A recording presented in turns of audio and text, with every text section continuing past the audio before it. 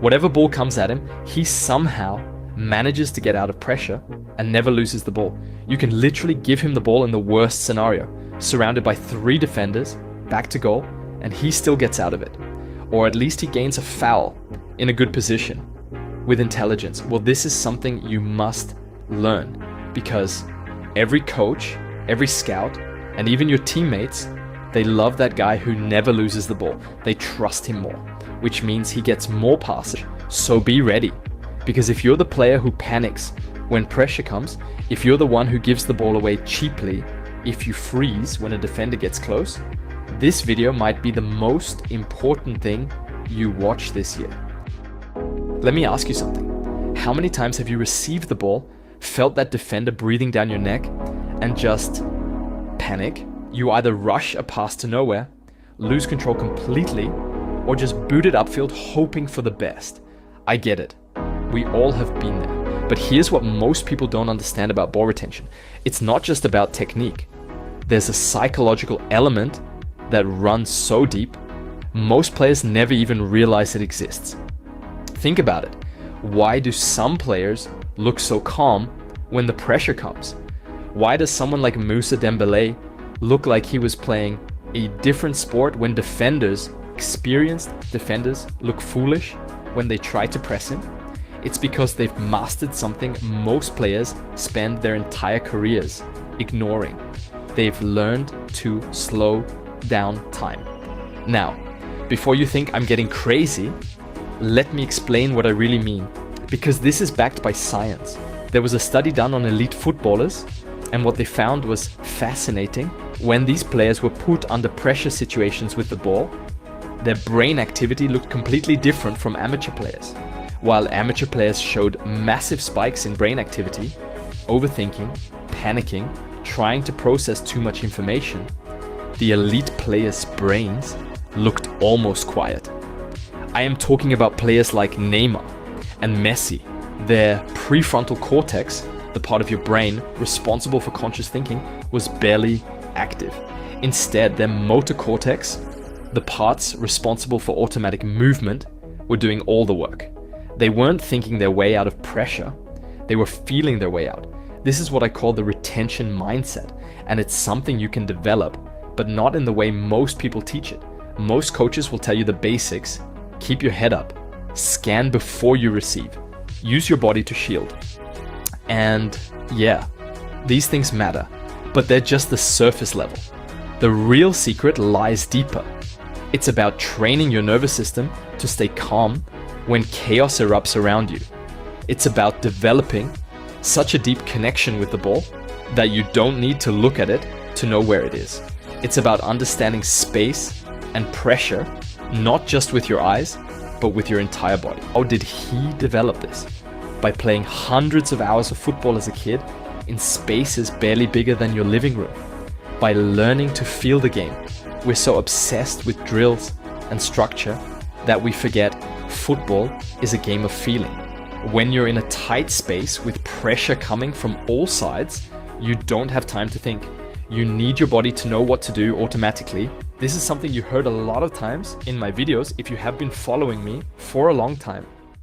Now, your body has an incredible ability to sense space and pressure, but only if you let it. Most players shut this down by overthinking. They see a defender coming and immediately their brain starts calculating. Should I pass? Should I turn? Should I shield? The best players bypass this thinking process entirely. They feel where the pressure is and where the space is, and they move accordingly. It's like having a sixth sense for danger and opportunity. But how do you develop this sense? How do you train something that seems so natural, so automatic? It starts with understanding what pressure actually is. Most players think pressure is bad, something to avoid, but pressure is just information. It's data. It's your environment telling you where you can and can't go. Your body can sense pressure long before your eyes can see it, through sound, through peripheral vision, through the subtle changes in air movement around you, but you have to train yourself to listen to these signals. So now you understand that pressure isn't your enemy, it's a signal, a clue. And once you start viewing it like that, your entire game starts to change. But to be more aware of this clue, you also need to know exactly where your body is in space, how it's moving, and how to adjust instantly without overthinking. That's why we must train proprioception. Proprioception is your body's internal GPS. It's what lets you control your limbs without having to look at them. It's what allows a striker to volley across midair or a midfielder to turn with a defender breathing down his neck without panicking. And the scary part is most players don't train this at all. They never directly train the one system that makes all those drills useful in a real game. Because if you lose control of your body under pressure, all your technical skills become useless.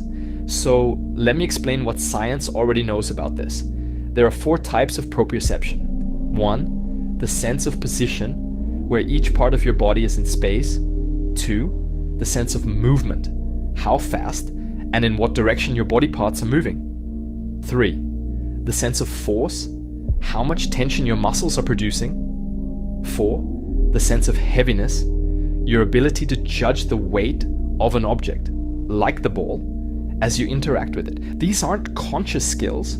They happen beneath your awareness, but they can be trained. Let me show you how. 1, barefoot drills. Your feet are the gateway to proprioception. They contain thousands of nerve endings, and wearing shoes all day kills your sensitivity. Start training barefoot. Stand on one foot, close your eyes, and hold your balance. Feel the micro adjustments in your ankle, your toes, your hip. Then try adding instability. Use a pillow, a wobble board, or just shift your weight subtly. Do this every day for just 5 minutes, and you'll start noticing faster adjustments in-game when you're knocked or pressed. Then add more sessions with barefoot juggling, barefoot passing, shooting, just feeling more the ball with your foot. Let it analyze its movement patterns, the tension, and the weight. To add more difficulty, try juggling while walking backward, even closing your eyes. Trap the ball from random bounces off a wall. The goal is to force your body to react with zero prediction. This mimics what happens in a game: bad passes, awkward touches, heavy pressure, and builds subconscious corrections. Another drill is to stand 1 to 2 meters from a wall, pass the ball hard with your right foot, and instantly control with your left. Then switch. Make it unpredictable. Use a tennis ball if you want to make it harder. This forces quick limb coordination and awareness of movement across both feet under time pressure. And listen, this is the bridge between technical training and real game intelligence. If you always lose the ball, chances are it's not just because you lack skills, it's because your brain and body aren't connected under stress. These drills connect them. They build that sixth sense. They make your body trust itself again. At the end of these, check your proprioception level with this exercise. Stand with one foot and close your eyes, and then see how much you can hold in that position without shaking or moving. If it is too easy, do it on an unstable soft surface like a pillow. The more you stay balanced without moving, the better. Now, let's keep going, because there's more to learn if you really want to stop losing the ball. Watch how Eden Hazard used to handle pressure when he was terrorizing Premier League defenders. Hazard wasn't the biggest guy on the pitch, he wasn't the strongest, but he was almost impossible to dispossess when running at full speed. He subconsciously understood that ball protection is not all strength, it's physics and psychology.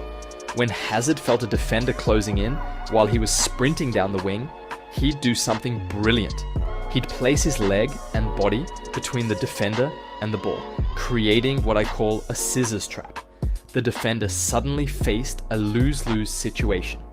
Either they go through Hazard to get the ball, which means a foul and a dangerous free kick, or they back off and let him keep running with the ball.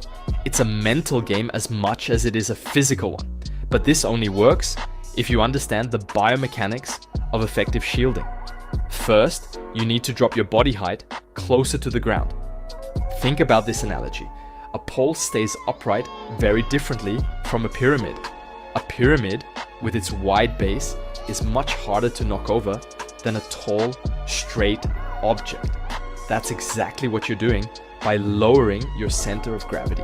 When you bend your knees and lean into the defending opponent while maintaining ball position, you become almost impossible to knock off balance. Your body becomes a stable platform that can absorb contact while keeping the ball secure. In this position, you're loaded like a spring.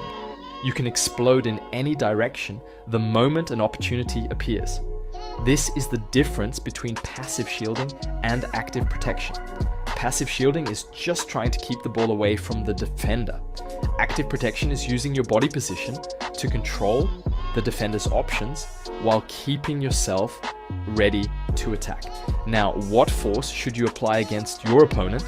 The key is positioning your buttocks, hips, and legs to create a barrier between the ball and the defending player.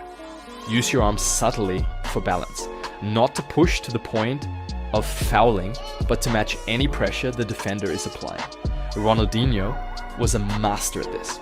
Watch his old clips and you'll see how he used his arms strategically to create just enough space to keep possession and stay in control. He never pushed. He just made contact and let the defender push against him, using their own force against them. This is what I mean by pressure absorption. You don't have to respond with brute strength to pressure, you have to accept it and redirect it. But here's a common mistake players do when shielding: they stay static. Watch how players like Busquets or Verratti operate in tight spaces. The ball is never still. They're constantly making tiny adjustments, tiny touches that keep the defender off balance.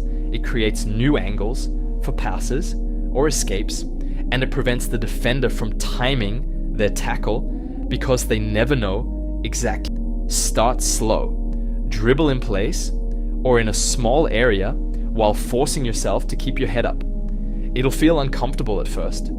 Your brain will want to look down to check where the ball is. Resist that urge. Trust your feet to know where the ball is. As you improve, increase the tempo and try to get as many touches as possible while still keeping your vision up. But here's a training trick that will accelerate this development. Use a tennis ball at home. Dribble it around the house without looking. Sounds simple, but it's incredibly powerful. It forces your feet to become more sensitive to the ball, training true close control. The smaller ball forces more precision. The indoor environment creates obstacles that require constant adjustment. And the lack of visual feedback forces you to develop feel. So learn to lower your center of gravity and use your arms properly to keep the defender away. Also learn to become a smart diver to get fouls in dangerous situations. Dive in a way that you get the ball with your hands and stop the game, so in case the referee does not whistle, you won't give a chance for the opposing team to get the ball. But most of the time, the referee will give you a foul in these cases. Now, let's talk about scanning. Most players only scan when they have the ball. Elite players scan before they receive it, while they're receiving it, and continuously while they have it. To develop this habit, you need to train your awareness systematically. Before you touch the ball, quickly identify the 3 nearest opponents and the 3 nearest teammates. This gives you a baseline understanding of the immediate threats and opportunities. While you're shielding the ball, use peripheral vision and sound to track movement around you. Defenders make noise when they move. Teammates call for passes. The crowd reacts to dangerous situations. All of this information is available if you train yourself to process it while maintaining ball control. But here's an advanced scanning technique that most players never learn: predictive scanning. Instead of just seeing where players are now, elite players scan to see where players are going. They read body language, momentum, and positioning to predict movement before it happens. When a defender is approaching, experienced players can tell from their angle of approach, their speed, and their body position exactly how they plan to make the tackle. This allows them to prepare a counter move before the defender even commits. This predictive ability comes from thousands of hours. I always emphasize the importance of competitive environments. Pickup game, small-sided match, 1-versus-1 training session. These are opportunities to develop your ability to read and predict defender behavior. Now, I want you to understand something very important, something that most players completely miss. You've probably been told your whole life that losing the ball is the worst thing you can do. Maybe a coach screamed at you after a failed dribble. Maybe a teammate gave you that dirty look. And so now, every time you're under pressure, your first thought is, don't lose the ball. Not, can I make a difference? Not, can I break through the line? Just don't mess up. That mindset is destroying your game. Now take a look at this graph. It shows the average number of times a player gets dispossessed per game on the x-axis and how often they lose the ball due to bad control, y-axis. You'll notice some names you probably didn't expect to be this sloppy. Neymar, Messi, Mbappe, Salah, Mahrez. These are and were world-class players, Ballon d'Or contenders, icons, but they all lose the ball a lot. Neymar especially is one of the top on both axes. He gets dispossessed and has unsuccessful touches frequently, but does anyone question his impact? Because what really matters is what he does in the moments he doesn't lose the ball. You see, losing the ball isn't the issue, playing scared is. If you're too worried about making a mistake, you will never take the kind of risks that actually change the outcome of a match. Assists, line-breaking passes, solo runs, shots from tight angles. None of that happens if you're in fear mode. Most of you try to avoid criticism instead of aiming to make an impact. You take the easy pass, you slow the